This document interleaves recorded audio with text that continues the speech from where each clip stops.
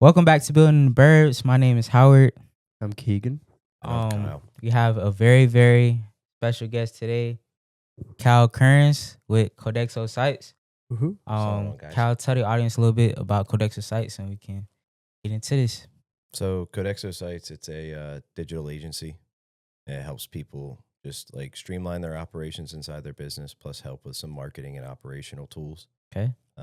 Just to help them throughout their daily lives. So, Really getting into it, Howard. Let's ask some icebreakers. oh yeah, my Ease bad, into my bad. it. Yeah, Right? Oh, Like, that's fine. Really, matter of fact, I like that. Really quick, what's your go-to Starbucks order? Ooh. The caramel brulee Frappuccino? Creme brulee is good. or the latte, but caramel brulee is my go-to. What's like your average day? You have nothing to do at home. What are you doing? That's good. Probably designing some stuff, man. I just like designing, so probably designing some stuff around the house, hanging out. I'll have a couple drinks by the pool, okay. right? Okay. Like, We'll chill. just kind of relax. Yeah. Take a break from a lot digital. Yeah. Kind of reset. Yeah. Who would you say like will be your dream client? Ooh, good one. Ooh, dream client. Yeah. Man, that's a good one. Come on, man. You got wrap it. Man, I don't know, man. Like, First one that comes to your mind. First name. are we talking like fashion or are we talking digital here? Fashion. Oh, dude, fashion. Travis Scott, kind Yeah. of. Okay. Yeah, Okay. like if I could make something for them, that'd be crazy. What would you make if you just kind of like Dude, it'd be out there. okay? It'd be Some out there. crazy, It'd be some some crazy. like crazy vest and like probably a face mask built out of like I can see that. Yeah. like fake ruby rhinestones or some shit. Like, dude, you would not be able to. Yeah. Yeah. Yeah. That's interesting. Let's go. My Yeah. turn. Yeah. Okay. What's one word you use? What's one word your clients will use to describe you? Thorough. Yeah. Okay. What do you think was your last last one? What was your last passion project? Last passion project. Honestly, this. Oh really? Like, yeah, this has become a passion for me. Because like my fashion brand, that is just straight passion project. Okay. And then this got into kind of the development of human systems, Mm-hmm. which is just insane. It's Yeah. so cool. And like it's actually turned into something that's more of a passion project anyway, because I'm designing systems that everybody else gets to use and Yeah. enjoy, and like Exactly. that's so cool. Yeah. For sure. So let's take it back a little bit, right? So Yeah. when you were younger, right? Have you ever had an interest in technology? Like, have you always had an interest in technology? Yeah, bro. I Really? was I was on my dad got me like a Game Boy Advance color. Nice. Like, Okay. you flip it up. Yeah. And like yeah. So that was like my first introduction into it. And then I started messing around with like my parents' computers and Yeah. everything Okay. like that, like at a really, really young age. And then dude, when I got to high school, I would take batteries out of like everybody's phones, because remember like the iPhone 4 Yeah, yeah. had like the worst battery. Yeah, so I'd order in batteries and I'd do battery replacements for all my friends or like anybody that wanted okay. that. So, For free? like, no. No. Oh, okay. I was No. I I'll was draw about your to say, mind. It's yeah. static. But yeah, that was like the first like actually messing around with hardware. Mhm. And then I'd mess around with some coding here and there. And Yeah. yeah, dude, I've always been around technology. I love it. Yeah. What do you think excites you the most about it? The possibilities. Like, dude, you could be very recognizable in this day and age because of technology. For Right. sure. Has a lot of capabilities for people. Yeah. So I think that's what excites me, is like the possibilities for the future. Endless. Yeah. Endless. Now, what about entrepreneurship? Like, has that always been kind of on your mind, or? No. Yeah. To be completely honest, I thought I was going to be a professional golfer, but you Okay. know, we Okay. all we all think we're going to be some professional athlete when we're younger, right? For And sure. but then I got to be like 20 years old, and I was like, I can't work for somebody else. Like, Yeah. Yeah. like I got to do something different. Like, I don't like how he talks to me. Right? Exactly. Yeah. So yeah, entrepreneurship, it's been kind of at the forefront since I turned 21, 22. Okay. And me and my buddy bought our first business when I was 23 Mm. or 22, one of the two. But yeah, so I've been in it like 6 years now. What do you think would be like the biggest misconception young entrepreneurs have, in your opinion? That they can do a lot more than what they actually have the capabilities to do. Right. Overestimating. Yeah, like they think, oh, well, this would be really cool to start this project, and then they get another idea, right? And then next thing you know, you're looking at 4 different ideas Exactly. in front of you, and you're like, I can't even do one, Mm. Yeah. right? Like, so it's like whenever you get into it, you're like, oh, I'm gonna make so much money. Yeah. That's cool if you like buy into companies and then come in and improve companies. But if you're starting it from the ground up, have fun getting paid less than minimum wage and working 80-hour weeks, right? Like, So, like, what keeps you attached to it? Like, what's the motivation? it's kind of really interesting. I thought about this about a week ago, 2 weeks ago. I was like, man, it'd be so much easier to just buy a company Mm-hmm. and go in and make my improvements and Yeah. then leave. Mm. But there's just something about starting something from absolutely nothing. And you learn a lot along the way, and you learn new tricks. And I think you wouldn't really learn that if you just went in and bought something. Sure. It's kind of like that, having to go through like the weeds Mm-hmm. in the very beginning, that you start to find new creative solutions or something like that where, hey, I would have never been able to think of something like this Yeah. if I would have been just improving something. So Yeah. That makes that's what, sense. yeah, that's what kind of like keeps me in it. Mm-hmm. Okay. And the possibilities. It's the same thing. Yeah. Like Yeah. endless possibilities. I could go bankrupt. Yeah. I could also make $1 million this year. You Yeah. know what I It's mean? very extreme. For sure. Now you mentioned fashion a little earlier. So you had a fashion brand? Yeah. Yeah. Oh, So I got a fashion brand called Naughty. It's a luxury fashion brand. Okay. Called it Naughty because it was kind of like catchy. Uh-huh. And but also like when you hear that, you think like instantly something bad. Yeah. But I also tried to do fashion in like what I saw was like the best way possible. So hand stitching, like top of the wow. line materials, imported fabrics from, all over Eastern Europe, imported Wow. Italian leather. So Wow. it had such a negative connotation in the word, Mm-hmm. but the product was, something next level. Yeah. Yeah. So I For kind of sure. like that, that balance between the name and what actually was on the back end. Yeah. Mhm. Do you think that ever, came across as counterproductive? Do you think that actually helped?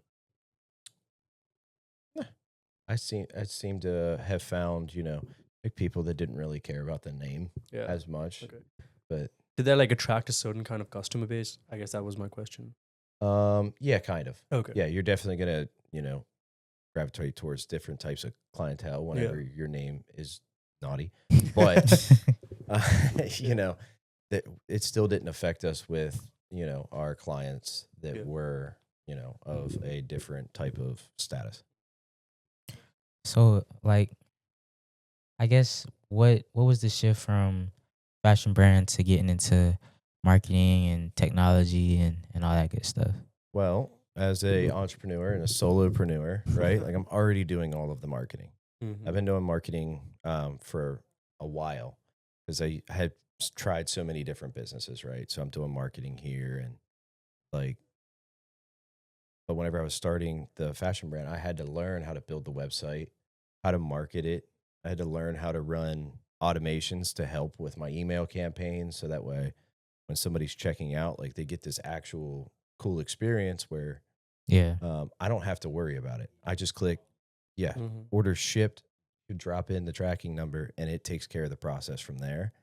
But it still, keeps them engaged as the package is coming, and you're not just getting like, oh, here's your tracking updated information from USPS, Yeah. right? Like there was this whole story, like, oh, it's it's finally ship day, Okay. right? So I was just always kind of doing it, and I like to look at life and especially entrepreneurship, I think it's the smartest way is to build what I call vertical business. Mhm. Okay. So I took the most expensive part of my fashion brand outside of the production of the actual product and the fashion brand itself.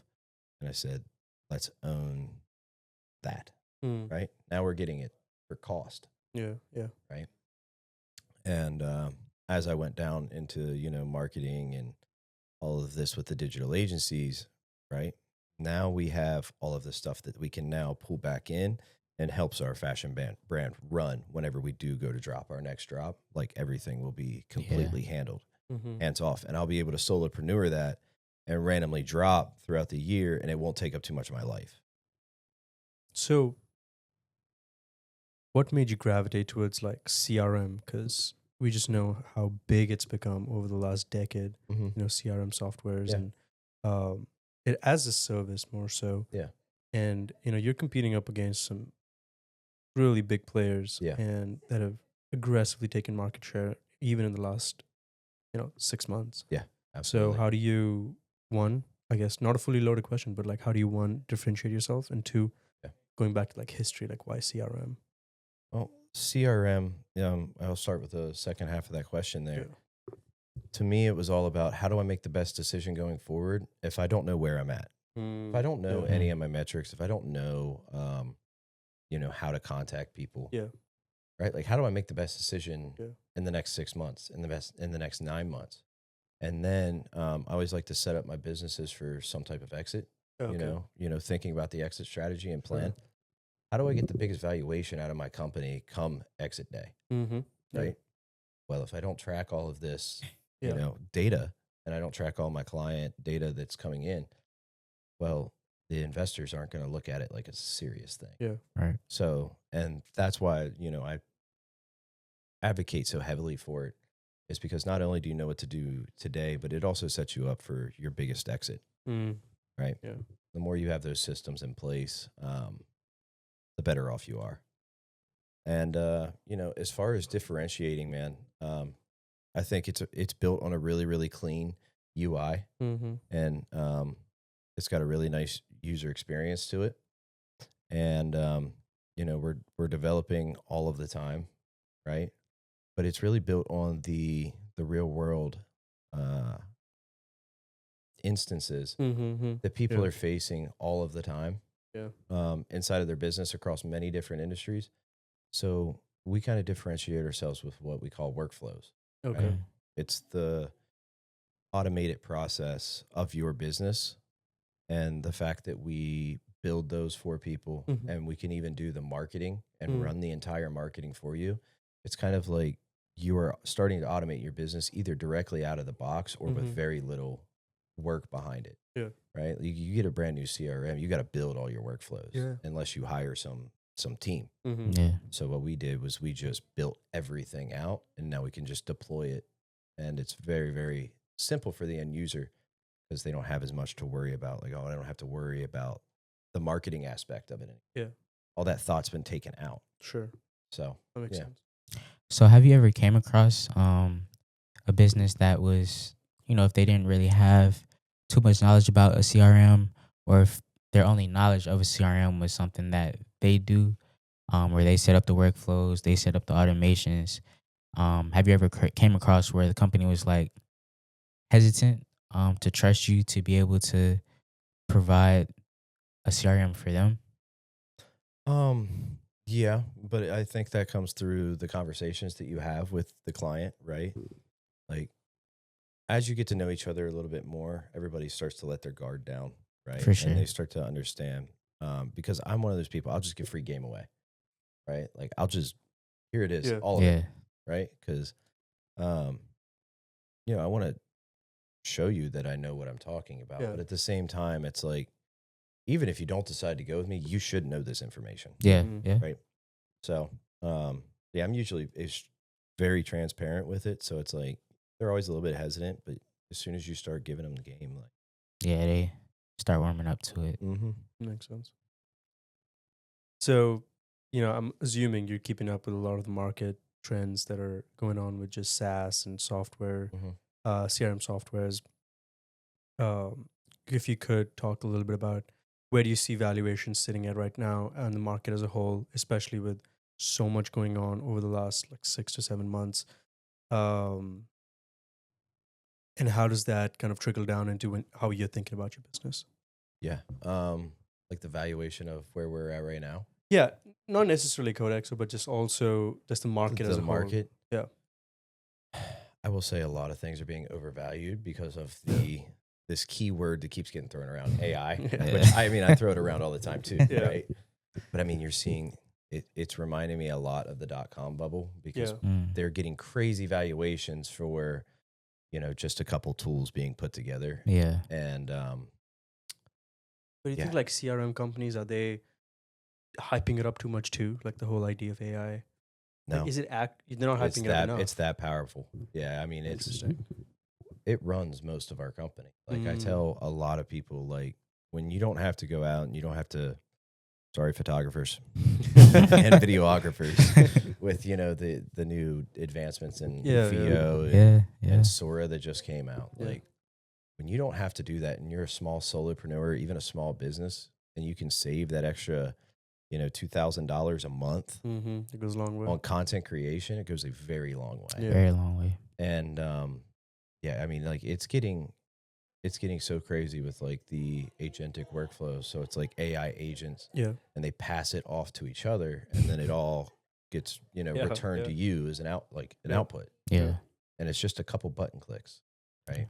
So, I mean, I think it's extremely beneficial. Yeah. Just don't know how that Yeah. relates to valuation, right? Okay, that was going to be Like- my next question. Like, how do you, like you personally, like, how are you thinking about that? Like, how is it? What's the value add from AI? Like, how much is it Yeah. taking? How much more is it adding to your bottom line? Yeah, I mean, I always look at the time savings, right? Yeah. Like how much time am I saving? Okay, well, if I'm worth $60 an hour, Yeah. right? Well, what if somebody else is worth $500 an Mhm. hour, right? Like to really start Scale. thinking, thinking about the actual scale of what this is doing, Yeah. and then the ability to learn so Mhm. much faster, right? Exactly. So it's so hard to put valuation on AI because if somebody uses it correctly, they could go from 0 to hero overnight. Yeah. Absolutely. But that's how I kind of look at it, is just like time savings plus how many people would it take to do the job of what this system's doing right now. And then the amount of money you're saving on the. Yeah. Makes So sense. I look at all of that to kind of come up with like the valuation there. Do you have like a rough margin in mind that you're probably saving? Yeah. We're saving anywhere close to $10,000-$12,000 a month. Goodness gracious. Yeah. Yeah, I mean, like our tech stack is expensive and everything like that, but the workflows, they run themselves. The Yeah. AI agents, they do all of our research, all of our market research, I mean, and it's done almost instantaneously. Yeah. If Yeah, an exactly. AI agent takes 30 minutes, right? There are so many other things that somebody can be doing, but all you got to do is prompt. So it's almost instantaneous that you're able to do market research and, Yeah. For sure. also deploy the content that you need to deploy. Sure. Makes sense. Now your CRM uses AI for the company. So like I guess what are some examples of some features of the CRM that say a business will usually hire like 5 to 10 employees to do that your CRM would be able to help with? Yeah. Content creation, right? 24/7, being able to answer phone calls and text messages, right? So what we're starting to realize, the more and more that we get into the automation aspect, about 50 to 60% of every communication could be Automated. Yeah, for sure. Wow. because it repeats so much, Yeah. right? Like the same questions keep coming up. So, it's able to go ahead and text you back instantaneously, do pre-qualification, right? So like somebody that's qualifying, that's in sales, right? But the content creation, that's marketing. So those are two completely different job positions that you're already filling. And then kind of like the assistant work, right? Like it's able to automate communications on an email level and, your marketing campaign. So it's kind of doing the job of the assistant plus marketing. Yeah. So it does a few of those jobs, but it all kind of really started around a life insurance agent, right? They were Interesting. Yeah. so they were 4 or 5 hours Mm-hmm. on their sales process, Mm-hmm. right? And they were calling unqualified leads. Yeah. So, we brought them a system and everything like that. We said, we'll run your ads for you. And that alone took their sales process from about 4 to 5 hours down to about 45 minutes. No way. Yeah, because now we're doing the lead gen through ads, Yeah. which doesn't cost them any time, right? That just comes in and it starts automating that process. Sure. It sets them a notification just to reach out. Yeah. Just to reach out, say hello. So that conversation might be 5-15 minutes before they're Yeah. actually closing on a sales call. Yeah. So you got to think about that. If you're the volume, right? Correct. Yeah. At 10, you're already saving 40 hours. Yeah. Yeah. That's a work week. That's big. That is, yeah. Right? That's big. Yeah, for sure. Scales up pretty fast. So Yeah. yeah, I mean, like that was where we saw like real power, like Yeah. just to see the sales process go from 4 to 5 down to an hour is insane. And I'm glad, that you said it. It's a little off topic, but that marketing and sales is not the same thing. Because I be trying to tell people that, and they be trying to like, no, it's all pretty much the same thing. It's like, bro, it's two different things. Like, Yeah. it's two different talents that are there right Oh there. my Lord, yeah. Yeah. Like the marketing helps the sales team for sure, Right. right? And the sales team definitely helps the marketing team look good. Exactly. But yeah, like you got to be able to bridge that gap somehow, some way. For sure. And that's what we were trying to do with this, is just like go ahead and start the communication from the sales side of things the moment that the marketing starts working. So I guess to that, because I guess I'm one of those people that the lines are blurred in my head. How would you explain that, like characteristic wise, what makes a strong sales team? What makes a strong marketing team? Small, like a strong marketing team, right? They're able to get users to stop what they're doing, right? Like, Okay. you got to think everybody is scrolling and, Yeah, that's pretty cool. all of the way you time. And, describe that. and retention is like 3 seconds. You Yeah. might get 7 seconds. So Yeah. you have to actually break somebody out of the process of this to, oh, yeah, let me click on this, Yeah. right? Like that is what makes a good marketing. If you can get somebody to stop in their tracks and commit an action when they weren't planning on it, that's a good Yeah. marketing team. For sure. And a good sales team, me personally, like not too pushy, Yeah. but also has a good product, Yeah. right? But they're also able to convey the value to the client, right? Because a lot of the times it is an informational thing, or they don't understand the value, Yeah. right? Like they haven't been in this realm before, and they just don't understand the value. So. Sure. Makes sense. All right, guys, we're gonna take a short break. Then we'll be right back. Intermission. This podcast is brought to you by Hatchbridge Incubator. Hatchbridge Incubator is a partnership between Kennesaw State University and the Cobb Chamber of Commerce. We offer entrepreneurs the programs, the support, and the accountability that they need to build their businesses. We have programs and we have facilities for them to use. So our new facility will launch off of Chastain Road in the summer of 2025. We'll have 9 private offices for companies. We'll also have dedicated hot desk space for them to work at, and we'll have an event facility there as well. Learn more at hatchbridge.com. So We're back. Yeah, we're back, bro. We're back. Yeah, We're back. I always cut that off anyway, so we're just gonna Oh, get straight God. into it. Action. So kind of what we were just talking about, right? Like, you basically taught yourself how to build AI, right? Yeah. So talk a little bit about that process, as far as like what even made you want to do that, and then like what was that process like? Okay. Well, I've been using it for a long time. So I believe it was 2020 or 2021. Okay. Whenever I first got ingrained into the very first ChatGPT model. It was terrible. Yeah. Yeah. It was dog. Yeah. You, like, yeah, dude, you had to go to Google. You were like, I'd rather use Google. Yeah. Yeah, for sure. But I just, over the years, I got better at speaking with it. But I also realized I was able to learn things exponentially fast, Yeah. right? So that just drew me to it. I was like, I can learn anything, Yeah.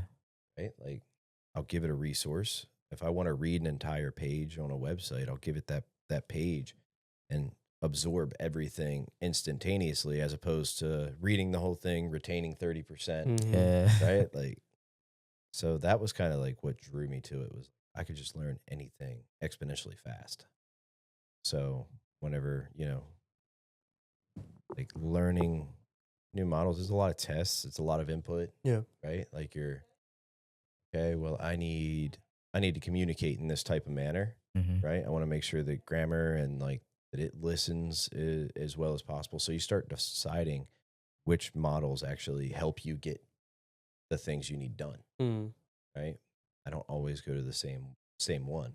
Yeah. So whenever you're learning it, though, it's just a lot of tests, a lot of input.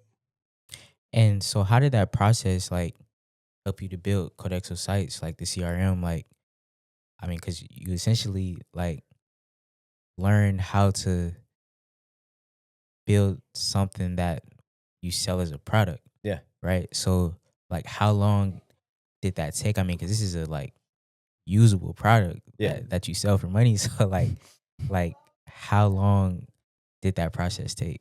It's been a long time. I've been learning, systems like Yeah. this, for 2 years, 2.5 Wow. years. Okay. Just like, not sleeping at 3 a.m. Yeah. What am I doing? I'm looking up how to do something inside of this program, Yeah. right? So I use AI to just instantly start to understand, like, it knows everything about my software. Yeah. It knows the ins and outs. Yeah. So it's like, That's okay, amazing. how do I understand this? Sure. How do I do what I want to do here? And like, I mean, like really just using it to its capabilities. I just had a conversation with somebody the other day. And I was like, yeah, I'm able to create workflows almost instantaneously. Yeah. I draw them out on a piece of paper, Okay. and then I speak into the microphone. So that way I can get the text on the page as quick as possible, going over what the workflow does. I'll upload that. It'll spit out a JSON file. And I'll go in. I can make edits, right, inside of the actual JSON file to That is crazy. build this workflow. That's And insane. something that would take like 5-6 hours to build in a workflow. Yeah. It's just there 90% of the way, and you just got to kind of go back and Tweak tinker it, with it. Yeah, for sure. What does like cross-platform integration look like from the CRM perspective? Like as opposed to like web to mobile. Yeah. Our mobile is it's a little bit behind, Mm. right? Like it's not got the full capabilities. Yeah. Um, Like what challenges do you think you're facing, if you don't mind sharing? big challenges would be like content creation from the phone, right? Interesting. Being able to plug that in. Yeah. It's there. It's just not as fluid as I'd like it to be, or not organized in the way Yeah. that I would prefer the information to go. That and just navigating contacts is a little bit more Mhm. difficult. Okay. You can't just easily find it. Yeah. If you're looking for an internal form, just takes a little bit, Yeah. a few more button clicks. Yeah. So Is that due to like access restrictions, or is that something else? yeah, it's just due to like the restrictions in the mobile app, Yeah, right now, yeah. right? Like we're stuck Yeah. at a certain point, and whenever we're focused on the web aspect Mhm. of it, like we can still make phone calls and take a look at everything that's coming in and handle Sure. all of the operations and make sure that we can check every notification from our workflows, Yeah. right? Yeah, it's more of like I would say a web app anyway. Yeah. Okay. Right. Yeah, Yeah. for sure. It's just there's so much to it. Yeah. Yeah. It's like Yeah. it's a lot to get that all on a phone. So it's like, to that point, what is the next biggest addition that you want to your the web app? Yeah. That would be the AI agents, Mm. right? Okay. Like allowing people to have a direct relationship, like I was telling Yeah. you just a moment ago, where they can come in, they can speak into a microphone and interact with this, but it can also interact with the actual app itself and send out your email marketing campaign or send out your post to all of your social medias that you have linked, all without you ever having to actually Do it. Type it out. Type it out. Yeah. Right? You just come in and you speak to it, and it's able to handle all of those operations. Okay. Yeah, that makes sense. What do you think the vision on that is, like, time period wise? Like, how long? 9 months being safe. Really? Yeah. It's a lot of development. Yeah. Right? It's like it's a lot of connections on the back end that you Yeah, gotta plug in. Sure. Well, I was about to say, and I guess And we're a small team. That too. Yeah. Right? Yeah. So we had like 6 guys, bro, we'd be unstoppable. live in like 2 days. 2 days of that. Nobody's sleeping. Yeah. Yo, who do you sleep? Well, what I was thinking was, like, the voice to text is still so rudimentary as a toolkit, and then for that to go ahead and be put into an LM, I was under the impression it would take a lot longer for that technology to even catch up. So the one we actually use for our voice to speech, we have speech to speech capabilities now. Okay. Right? So it's a lot more quick. Robust. Yeah. Makes sense. A lot more quick. And then it really comes down to the way that you train the model, right? Okay. Like the information. I tell everybody, like, we have on our website, we have like 20 some public facing pages, right? And our bot is trained on all of that information. Okay. Right? So the more information that you can feed to this thing, the more and more robust it gets. Yeah. Right? Yeah. But if your language model knowledge base is small, like, it's just Yeah, it's not. Yeah. I see what you're saying. Yeah. So that's why we're trying to get it to connect to everything. It'll connect to either your Microsoft or Google Suite, but it'll also be able to directly integrate with your CRM. Yeah. That's and powerful. generate reports based on things inside of the CRM and spit them out to sheets and then automatically email it. Yeah. Wow. Right? Like, that's the big goal. So yeah, I'd say 12 months being just Crazy. safe. Yeah. Okay. Now, Impressive. with you being a tech startup, right? I guess something I'm just kind of curious about, like, we're in Kennesaw right now, right? So, like, with it not being the usual, like, Silicon Valley kind of vibe, I know Atlanta's about 30 minutes from here, but has there been any benefits or challenges to that aspect of kind of suburban type vibe? Yeah, man. It's, everything's got its balance in life. And I think that's why I was able to build something like this, being out here just outside of Atlanta and everything, was because there's not a lot of people that even think on, this kind of technological level. Yeah, for right? sure.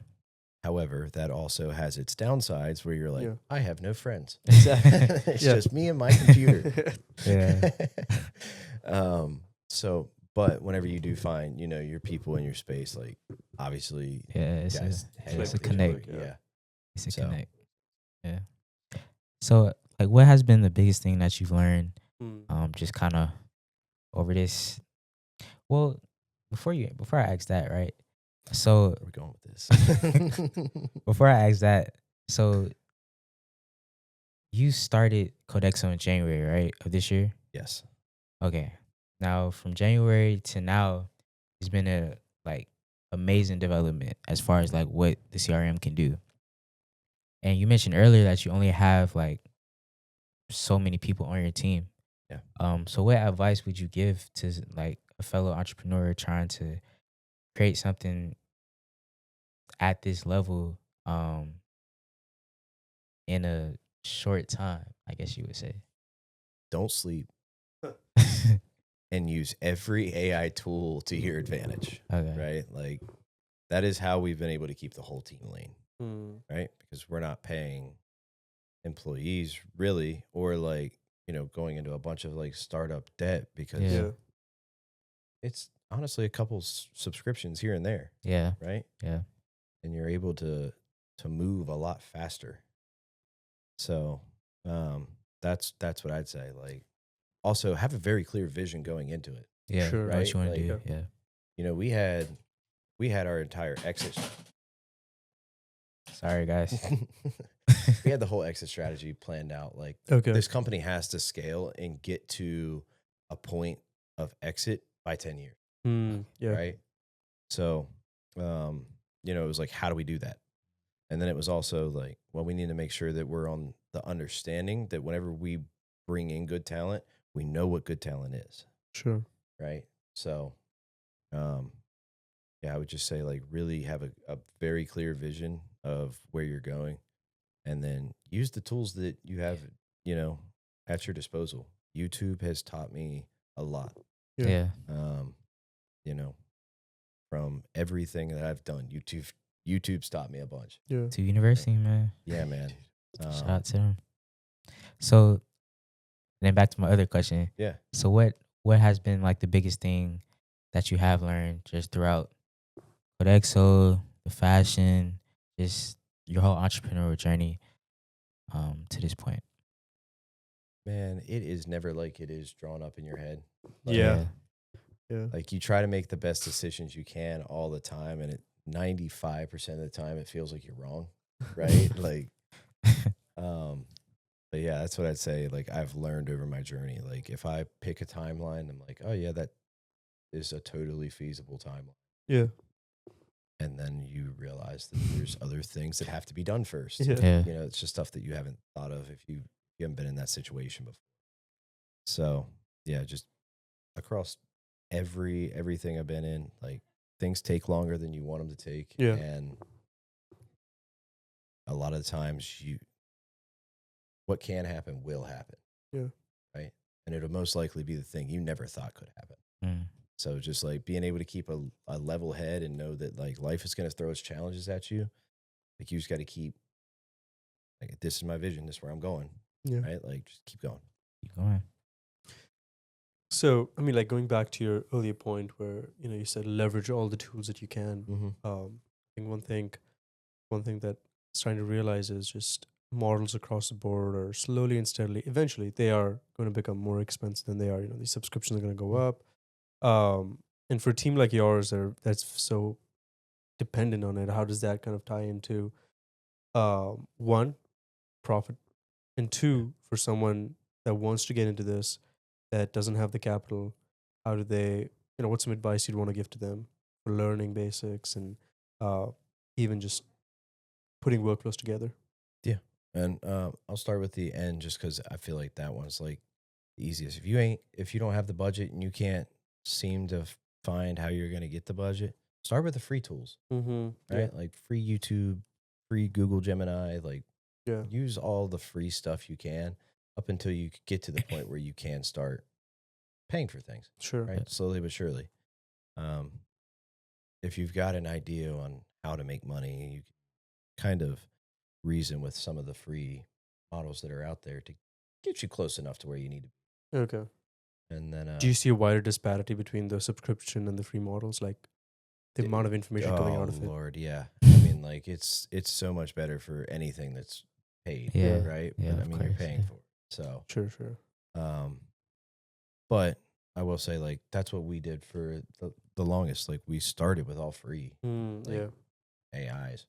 Yeah. Right. Like, and then as we started to grow and as we started to see revenue here and there, now we can improve. Sure. Right. And I feel like that's the biggest advice that I could give to, somebody trying to figure it out. Like, Yeah. One, check your personal credit, make sure it's good. Because You you need can get that. them 0% APR Yeah, cards, right? Like, Yeah. you can start a whole business off personal credit cards. Yeah. Yeah. Like, get that in check. And then from there, like, do everything you can with strategically. Sure. Pick the free subscriptions where you can. Maybe add one if you can start to afford like $20, right? Like, Yeah. figure out a way to make that more important. Yeah. Mhm. And it'll pay off in the long run. Yeah. And then as far as like how we look at it with prices going up and everything like prices and profit, and Mhm.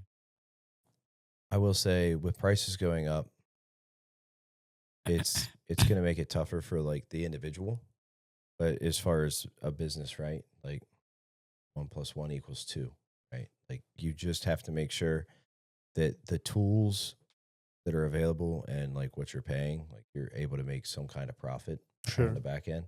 And while you may lose a little bit of profit to, Yeah. that, I still don't think it'll equate to staffing, Yeah. right? You don't. Sorry, go ahead. When I staff, right, I want to make sure that I give people a very, very good job. Yeah. For sure. That is very expensive. For sure. So I don't think it'll ever kind of outweigh.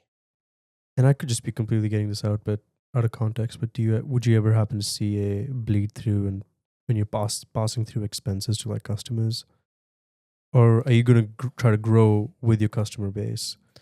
The goal is to always grow with the customer base, and like it, I will say it might happen, right? You Yeah. might see some type of bleed through.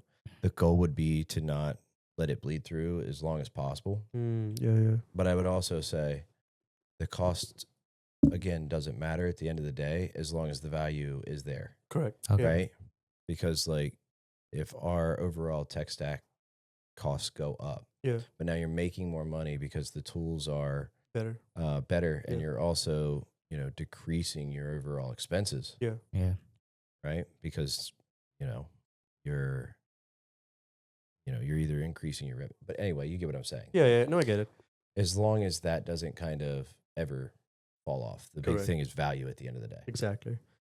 I think my biggest Balance point out. with all these questions was trying to still understand, from the financial side, like how are people modeling these businesses, like what is going into, how you're realizing the value, I guess. So that's what I was Yeah. trying to understand, but that makes a lot of sense. Yeah. So, it comes down to the overall value you can add to the business, yeah. right? And for some businesses, they may see, a $1,000 increase. Yeah. But another business might also see a $15,000 increase in a month, Yeah. right? Like, so again, for us, it's always about the value, Correct. right? Like Yeah. I told somebody the other day, I said, there's reasons why we do websites in collaboration with the CRM, right? Because if the funnel isn't any good and you're paying for a CRM, Yeah. Yeah. how does that do anything for you? Exactly. Then you're gonna be mad at me because you're paying all this money for a CRM Yeah. that's not getting used, Yeah. For sure. right? So it's like that's my only goal with a lot of the businesses, just providing that value for the end user, That and makes sense. as long as the costs don't outweigh the value, Yeah. we're good. We're good. Yeah. Yeah. So I know my last question for you is that I know you said, kind of like within the recent scope of what's next, is the AI agents. As far as like the next 5 years, the next 10 years, I think you did mention exit within the next 10 years. Yeah. So yeah, what's kind of like that future looking like? And we're we're really just grateful to still be afloat. Yeah. Right? Yeah. It's been Especially. a long road, but Yes. just going forward, we're just trying to be able to provide as much value as possible to the businesses that we help Mhm. going forward through years 5 and up into 10. Like Okay. overall end goal, yeah, it would be great to do everything right and sell the company out at $1 billion valuation. Right? Yeah. But at the end of the day, my only goal for the next 5-10 years will always be just help entrepreneurs, businesses Mhm. make more money Yeah. and become more valuable and set themselves up for success. For sure. Right. Sense. Do you have any, closing remarks? Any thoughts? How do you want Codexo to be received? Like, what's the Valuable. That's it. Good. Like Great one word, word. valuable, like to our clients. Yeah. And internally as a company, just valuable to the employees that come in and, everybody and everything that's connected to it. Yeah. And as long as, we're perceived that way, but more importantly, we are Yeah. Mhm. valuable to everything that is connected to us. Yep. I'll be happy. That's good. That's good. Yeah. All right. So where can the audience reach out to you and find out a little bit more information Okay. about you? Yeah. If you're trying to find out more, it'll be codexosites.com, CODEXO sites.com. And yeah, you ask the anybody on the website any questions you have, plus go through and kind of see what industries we're tapped into right now, plus a little bit of what we got going on. All right. So Yeah. All right, Kyle. Thank you for coming on, man. Thank Yeah. y'all for tuning in. Thank you. We'll see y'all next time.